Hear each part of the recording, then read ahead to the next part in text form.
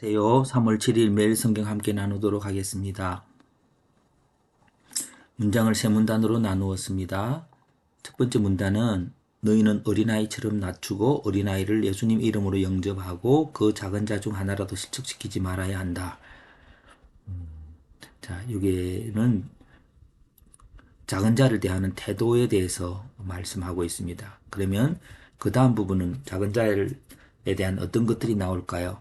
실족하게 하는 자는 연자맷돌을 목에 달고 바다에 빠지는 것이 더 나은 것이므로 실족하게 하는 것을 버려 영원한 지옥불에 들어가지 않고 영생에 들어가도록 하라고 예수님께서 제자들에게 말씀하셨다. 작은 자들을 대하는 태도에 있어서 작은 자들을 에 대한 심판에 대해서 작은 자로 인한 심판에 대해서 말하고 있겠죠. 마지막 작은 자들의 천사가 하늘에서 아버지의 얼굴을 항상 보고 있으므로 너희는 그 작은 자를 업신여기지 말아야 한다. 이건 작은 자에 대한 그 존재. 그럼 이 세 가지가 작은 자가 하늘의 아버지를 항상 보고 있으므로 그런 존귀한 자이기 때문에 실족하게 할 때는 그 작은 자가 아니라 하나님의 심판이 천국은 하나님의 것이므로 일어난다고 하는 그것이 이 본문의 핵심일 것입니다. 그럼 그 한 문장으로 요약되어질 때에 주제를 찾을 수 있습니다.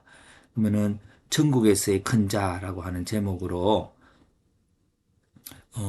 천국에서 큰 자, 작은 자를 대하는 태도 이렇게 될 수 있는데 작은 자를 대하는 태도에 하나님 아버지께서 그거를 크다 하심으로 그래서 천국에서 큰 자라는 제목으로 한번 패턴화 해봤습니다. 천국의 기준은 이 땅에서의 작은 자를 섬기는 정도에 따라서 된다. 왜냐하면 여기서 천국과 지옥이 왔다 갔다 하기 때문입니다. 그럼 천국에서 큰 자가 되는 방법은 적용 대상을 실족하게 하는 대상들입니다. 실족하게 하는 대상들은 내가 마음대로 함부로 할 수 있는 대상들이죠.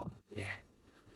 그 적용 원리는 작은 자를 존귀하게 여겨야 됩니다. 그거는 작은 자가 하나님 아버지 앞에 있기 때문에 본문은 작은 자의 천사들이 하늘에 계신 아버지 얼굴을 항상 배운는다고 했으므로 그리고 존귀하게 여겨야 되고 그것이 실족하게 되는 것은 죄라고 했습니다.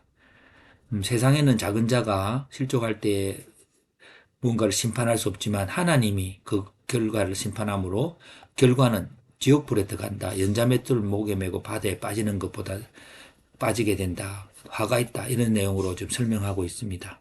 그러면 적용 대상, 적용 원리, 적용 방법은 어떻게 하면 큰 자가 되는 것이 있을까요? 결국 우리가 크다고 하는 것들이 뭘까요? 상대를 작게 여기도록 하는 그것들이죠. 그 돈이 있고, 뭐 능력, 외모, 혈통, 뭐 등등 많은 것들이 있습니다. 그래서 이렇게 사족을 달아보면은 내가 그 돈이 있다고 돈의 능력으로 뭐 누군가를 해서 불의를 행한다면 그것을 그 능력을 포기해야 내가 작은 자가 실족되지 않게 되는 거죠. 실족하게 된 결과를 생각해 봐야 됩니다. 이 땅에서 작은 자를 실족하게 하게 된 것은 큰 자가 되려고 하는 그 생각들이겠지요. 그래서 그것들이 바로 천국에서 지옥불로 들어가게 된다고 말씀합니다. 그래서 이제 실족하게 된 결과를 생각하고 안 되겠다. 내가 상대방을 작게 여기도록 하는 것들을 이제 제거하라고 말씀합니다.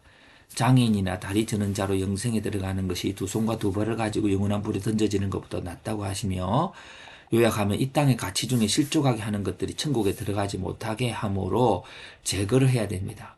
그리고 제거하고 결국 본론은 작은 자를 영접하는 거죠. 작은 자라는 것은 경제적으로 부족한 자나 또 능력이 부족한 자나 안 그러면 거룩함이 부족한 자일 수 있겠지요. 그 모든 것들이 우리가 거룩한 자가 거룩하지 못한 자를 돌보는 것 그것이 예수님을 영접하는 것이고 그것이 천국을 소유할 수 있는 길이라고 하는 겁니다. 천국에서 큰 자, 천국을 소유하는 자는 작은 자를 영접하는 자이다라고 하는 것들로 볼 수 있습니다. 그러면서 이렇게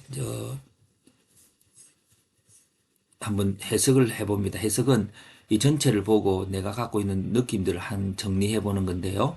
남들이 우르르 보게 하는 좋은 것들이 있습니다. 그 좋은 것들이 그것을 가지지 못한 자들에게 폭력이 될 수 있지만 그것이 상대에게 힘이 될 수도 있습니다.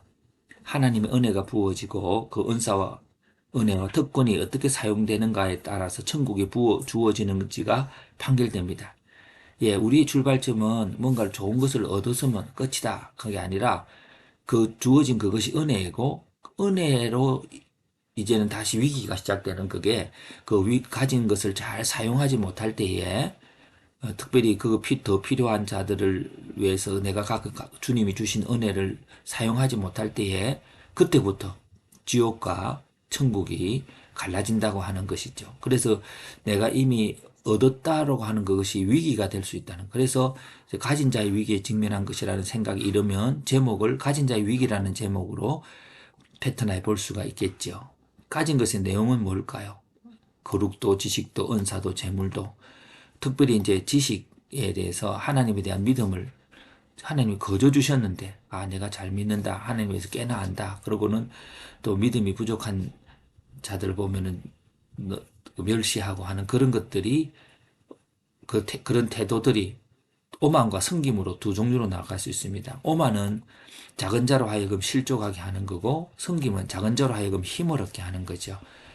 일단 내가 가진 자이기 때문에 두 가지 길로 가는데, 결과는 오만은 지옥불에 들어간다. 연자맷돌 메고 깊은 바다에 빠지는 것보다 낫다고 하는 정도로 이렇게 내가 가진 은사를 또 재물을 또 능력을 사용하지 않을 때 그런 심판이 온다는 것이고, 섬김은 천국에서 예수님과 함께 한다는 겁니다. 왜냐하면 그 예수님이 지금 작은 자라는 것은 돈이 없는 자이고 또 능력이 부족한 자이죠. 그분들에게 가진 자가 섬겨야 된다고 하는 그것이죠. 가진 자의 지혜는 오만하게 하는 것에 대해서는 크다고 여기는 자신의 것에서 재해석해야 합니다. 왜냐하면 그 상대방을 넘어지게 하는 것들이 크다고 하는 것들로 평가될 수 있지요. 내가 저 사람 내보다 못해 하는 그 자체가 그걸 살펴보라는 거죠. 그런데 그렇게 할 때 돈이면 돈이고 지식이면 지식이면 그것에 대해서 포기해야 한다는 겁니다. 그것에 대해 자랑스럽게 생각하지 말아야 된다는 것이고, 그리고 나서는 그렇게 하지 말아야 될 것은 작은 그분과 함께하는 하나님에 대해서 생각하고 해야 내가 하나님 앞에서 낮아지는 거죠. 하나님 앞에서 겸손할 능력을 얻게 됩니다.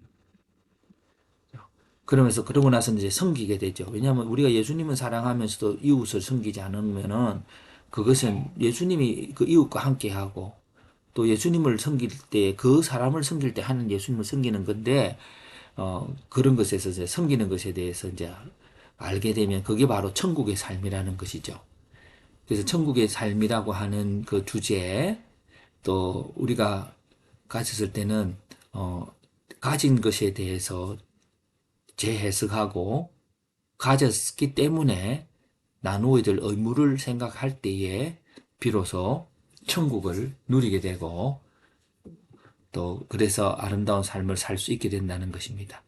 오늘 첫 번째 우리가 한 것은 아주 핵심적으로 작은 자의 하나님 앞에서의 아름다운 존재이기 때문에 그 작은 자를 잘 섬기야 되고, 그렇지 않으면 심판이 있는다. 하나님을 마치 버린 것처럼 그렇게 하나님이 심판하시는 것이고, 그런 것에서 천국에서의 큰 자라고 하는 제목으로 패턴화했고, 그거를 한 문장으로 느낌을 맞았을 때 제2의 주제인 가진 자의 위기라는 것으로